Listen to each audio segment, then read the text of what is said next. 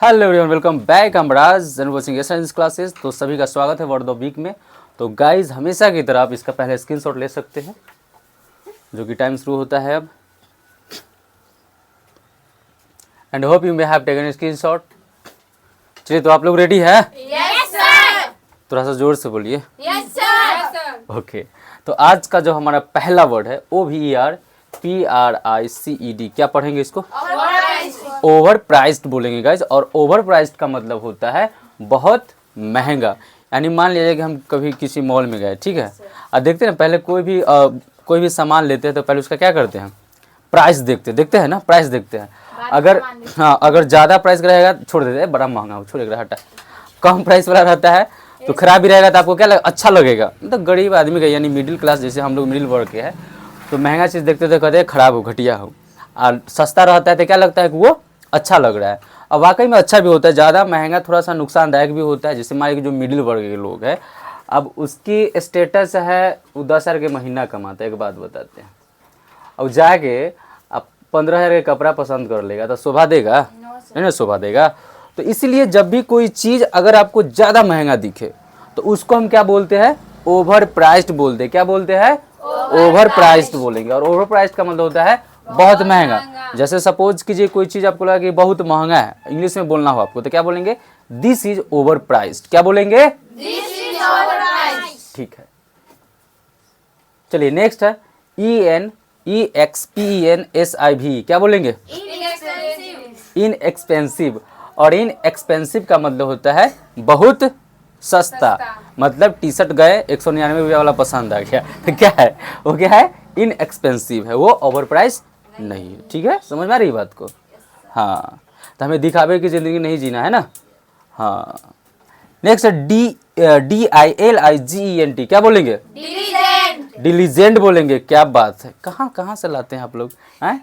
मेरे से पहले आप लोग बता रहे हैं डिलीजेंट है गाइज। और डिलीजेंट का मतलब होता है बहुत मेहनती। जो काफ़ी मेहनती होता है उसको बोलते हैं डिलीजेंट बोलते हैं। या फिर आप सिंपल लैंग्वेज में बोल सकते हैं, एक वर्ड और है हार्ड वर्कर। क्या बोल सकते हैं? Hard worker. मतलब वो काफ़ी मेहनती है, तो ही इज़ हार्ड वर्कर या फिर ही इज़ डिलीजेंट बोलेंगे। ठीक है, नेक्स्ट वर्ड हमारा है SLUGGISH। क्या बोलेंगे? स्लगिश बोलते हैं गाइस, स्लगिश। और स्लगिश का मतलब होता है पूरी तरह से आलसी। यानी जो व्यक्ति एकदम लेजी है, सुतल है, प्यास लगल भैया तनका पानी ला ना दे, अब पानी ला तनका पिया ना दे, है ना, तो ऐसा इंसान को क्या बोलेंगे? आलसी बोलेंगे। यानी उसको स्लगिश बोलेंगे। क्या बोलेंगे? स्लगिश। एक तो होता है लेजी, जो आमतौर पे होता है इंसान, हर इंसान में थोड़ा सा लेजीपन आ जाता है ना। मतलब कोई चीज़ है तो जैसे सुबह में उठने के बाद क्या होता है? लेजीपन फील होता है ना, तो वो आलसी अलग हुआ। लेकिन ये भयंकर वाला आलसी आदमी होगा। जैसे कि एक छोटा सा कहानी था, मतलब दो आदमी था, सूत समझे, आम के पेड़ तर। तो आम के पेड़ के पास दो आलसी था, बहुत भयंकर वाला। तो दोनों के बीच में आम गिरा, ठीक है। तो वो कहता है काश मुँह में गिर जाता ना तो ठीक रहता। एगो कहता है कि भैया तुमको उठा के खिया ना दे। तो सोचो कितना भयानक वाला आलसी रहा होगा। हाँ, तो वो क्या कहलाएगा? स्लगिश। क्या कहलाएगा? हाँ, उसको स्लगिश बोलेंगे। नेक्स्ट है HILARIOUS। क्या बोलेंगे? हिलेरियस बोलेंगे गाइस। और हिलेरियस का मतलब होता है बहुत मज़ेदार, प्रसन्न या अत्यधिक हास्यजनक। मतलब कहने का मतलब कोई जोक्स वगैरह होता है, ठीक है। जोक्स वगैरह सुनाता है, सुनाते उसमें क्या होता है कि कोई बात आपको फनी लग जाता है, उसको क्या बोलेंगे? हिलेरियस बोलेंगे। जैसे कि छोटा सा यहाँ पे जोक्स अगर मारना चाहेंगे, जैसे कि मान लिया जाए कि एक जोक्स था कि एक बार बहुत भयानक वाला तूफान आया। क्या आया? तूफान आया। तो एक, हाँ, भयानक वाला। तो एगो मच्छर था उसमें, तो मच्छर जाके पेड़ के साथ ऐसे जाके चिपक गया, ठीक है, हवा से चिपक गया। अब जब तूफान खत्म हुआ तो जानते हो मच्छर क्या बोलता है? ऐसे पसीना झाड़ता है, कहता हाँ आई हम नहीं रहते थे पेड़ पे गिर जाता। तो कैसा है? It's a hilarious. क्या बोल सकते हो? काफ़ी मज़ेदार था भाई। ठीक है, चलिए नेक्स्ट वर्ड हमारा है MARRY। क्या बोलेंगे इसको? मैरी। और देखिए ये भी मैरी है, ध्यान से देखिएगा वर्ड डिफरेंट, इसमें ए है और इसमें ई है। प्रोनाउंसिएशन दोनों का सेम ही निकलता है जब भी आप साउंड करते हैं, मैरी मैरी। तो एक मैरी का मतलब होता है शादी करना, और एक मैरी का मतलब होता है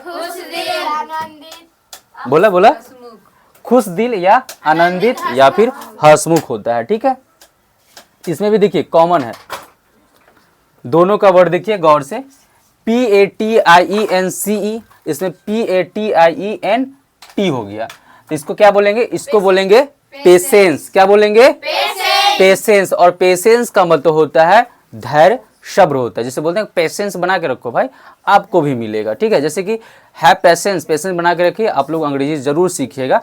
बस इस राज इंग्लिश क्लासेस को प्यार देते रहिए। ठीक है, नेक्स्ट वर्ड हमारा है PATIENT, इसको क्या बोलेंगे, इसको बोलेंगे पेशेंट। क्या बोलेंगे, पेशेंट, यानी ट यहाँ पे आ जाएगा, यहाँ पे टी का उच्चारण पेशेंट हो जाएगा, जबकि यहाँ पे देखिए इसमें टी का उच्चारण नहीं होता, इसमें पेशेंस होता है।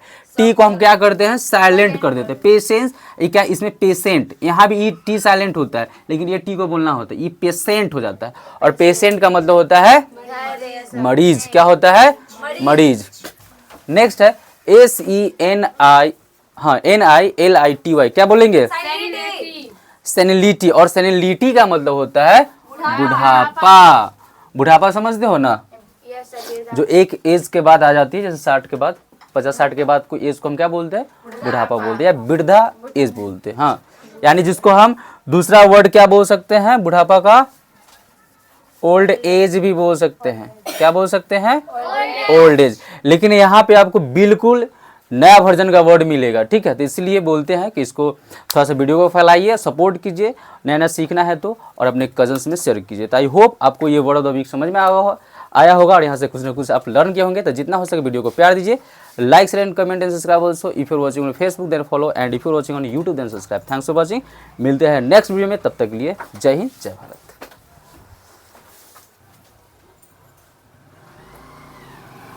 बस।